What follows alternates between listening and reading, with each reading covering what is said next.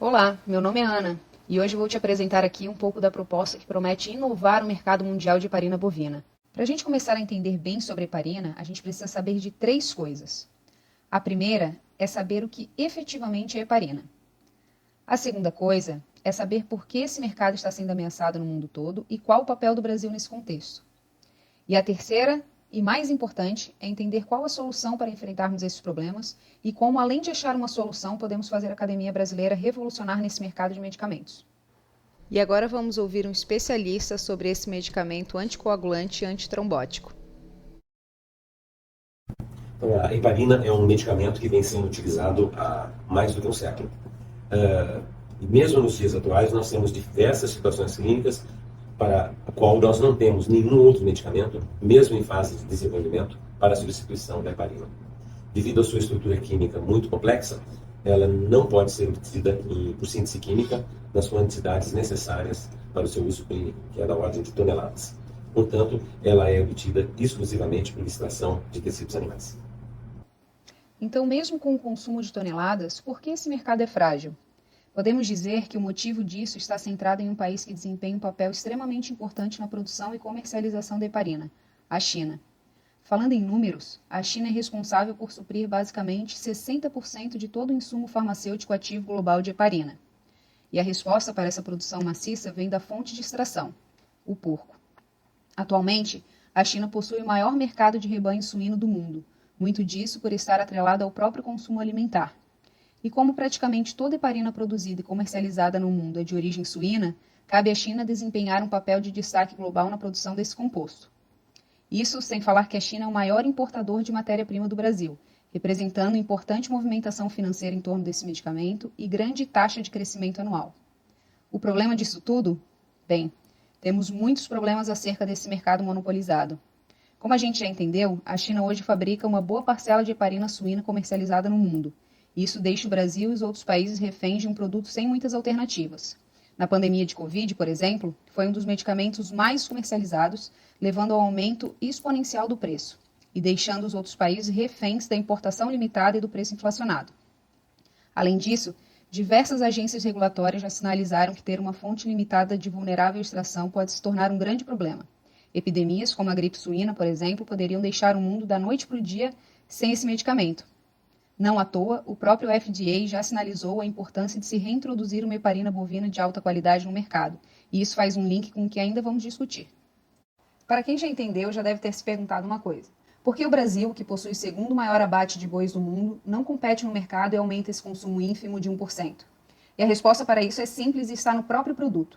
Numa época conturbada, quando a comercialização de heparina bovina no Brasil foi interrompida, descobrimos que ela não poderia ser considerada um medicamento intercambiável com a heparina suína, porque tinha características distintas, tanto na sua estrutura, explícita em experimentos como os de ressonância magnética, quanto na sua atividade, que mostravam, por exemplo, a heparina bovina menos ativa quando administrada em mesma dose em camundongos. Nessa época, propusemos uma monografia distinta desse medicamento e o Brasil atualmente é o único país do mundo a ter uma monografia de heparina bovina separada da heparina suína. Além dessa nova monografia, conseguimos elaborar uma metodologia para transformar a heparina bovina em uma heparina chamada de heparina bovina de uso seguro, que tem atividade e estrutura muito semelhante à heparina suína.